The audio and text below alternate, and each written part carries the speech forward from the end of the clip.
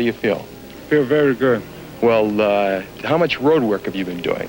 I've been doing 6 miles. 6 miles a day? Yeah. You think that's enough? Well, I'm only trying to catch him, not to set it. There is a reason that voice still unsettles people 6 decades later. It belonged to a man that grown, professional heavyweights were genuinely afraid to share a ring with. A man so intimidating that the United States government once debated, in an official Senate hearing, whether he should be allowed to compete for the world's biggest sporting title at all. But before he was that man, he was something else entirely.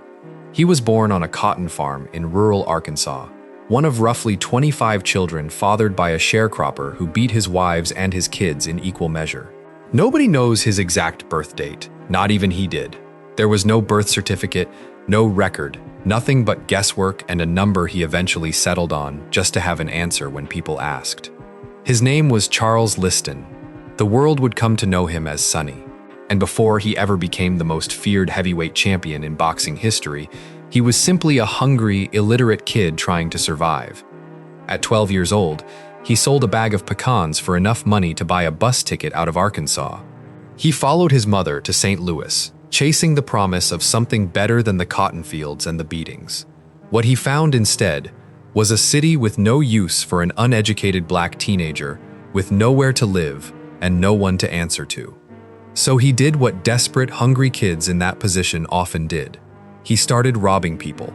Muggings, strong-arm jobs, gas stations. He wasn't sophisticated about it. He was simply big, and he was willing to use that size to take what he needed to survive. Eventually, the police caught up with him. In January 1950, Liston was sentenced to the Missouri State Penitentiary on 2 counts of armed robbery and 2 counts of larceny. He walked into that prison as a criminal with no future. He walked out of it 2 years later as a boxer. Inside Jefferson City, a Catholic chaplain named Father Alois Stevens, who doubled as the prison's athletic director, noticed something in the massive, aggressive young inmate. He introduced Liston to boxing, giving him a legal outlet for the violence that had already defined his life. Liston took to it immediately.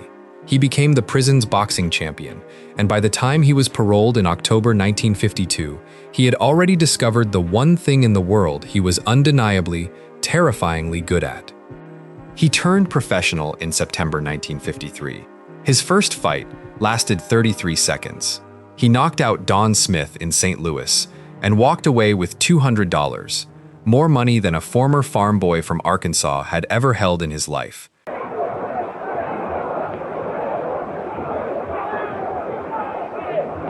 The winner, the new world heavyweight boxing champion, Sonny Liston. But freedom and boxing success didn't erase where Liston had come from, or who was watching him. By 1952, the same year he left prison, he had already fallen in with men connected to St. Louis mobster John Vitale. As his career grew, so did the depth of his ties to organized crime. By 1958, his contract had passed into the hands of Frankie Carbo and Blinky Palermo, 2 of the most notorious mob figures in American boxing, men who had already fixed fights and controlled champions for over a decade. Liston wasn't simply managed by the mob. According to multiple accounts from those who knew him, he worked directly for them as an enforcer, a debt collector, someone whose reputation alone was often enough to get people to pay what they owed. His problems with the law didn't stop just because he'd found boxing. Between 1953 and 1958, he was arrested 14 times. In one especially notorious incident in 1956, Liston assaulted a police officer, broke his leg, and stole his gun, an act that sent him to the St. Louis workhouse for 9 months and nearly ended his career before it had properly begun. By the time Liston earned a shot at the heavyweight championship in 1962, the United States Congress had actually debated whether a man with his criminal record and his mob associations should be allowed to fight for the sport's biggest title at all. Liston was called before a Senate committee to defend himself. He stood in front of a room full of powerful men and told them plainly that he couldn't read, couldn't write, and had been working since childhood just to help support a family of 25 children. He didn't hide his connections to organized crime either. In the world of boxing at that time, everyone in the room understood exactly how the business actually worked. America did not want Sonny Liston as its heavyweight champion. The reigning champion, Floyd Patterson, was seen as respectable, well-spoken, a fighter the public could be proud of. Liston was his opposite in nearly every way the public cared about, an intimidating ex-convict with a permanent scowl and a past nobody could ignore. Even President John F. Kennedy reportedly reached out to Patterson before the fight, hoping the champion could keep the title out of Liston's hands. None of it mattered once the bell rang. On September 25, 1962, in Chicago, Sonny Liston knocked out Floyd Patterson in the first round. It wasn't competitive. It wasn't close.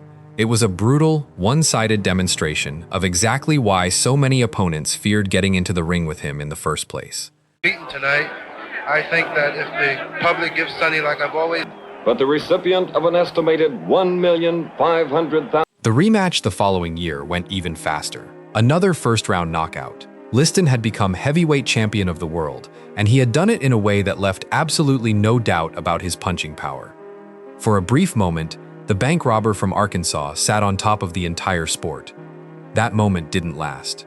In February 1964, Liston stepped into the ring against a loud, brash young challenger named Cassius Clay, a fighter most experts considered too inexperienced and too undersized to survive against a champion as powerful and intimidating as Liston. Clay talked constantly before the fight, predicting rounds, mocking Liston's age, calling him ugly, doing everything he could to get inside the champion's head. I know it. He's a poet, a prophet, and many people use him for bearskin rug. Nobody gave him a real chance.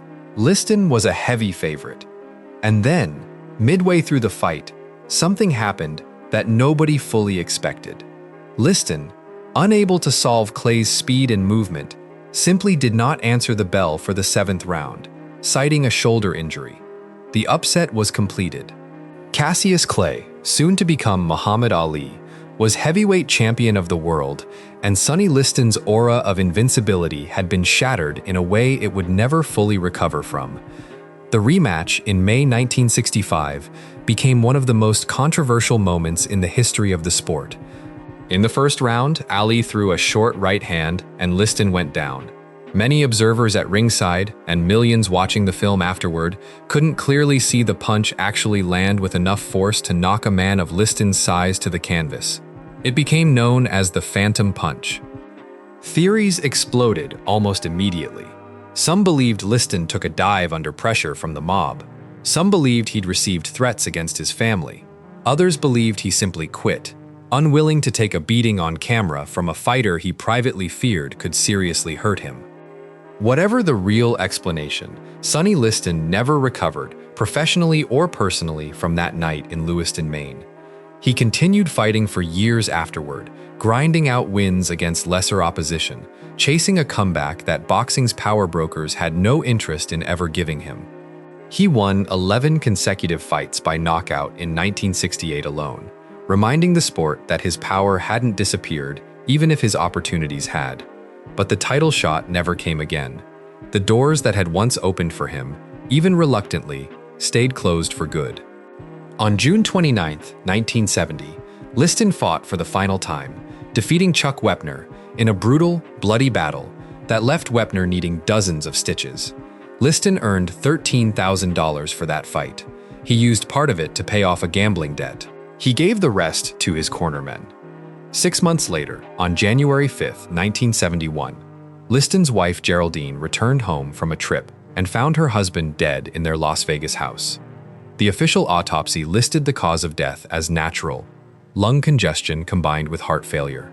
But the circumstances surrounding his final months, combined with the drug paraphernalia found in the home, despite friends insisting Liston never touched heroin, immediately fueled speculation that has never fully gone away.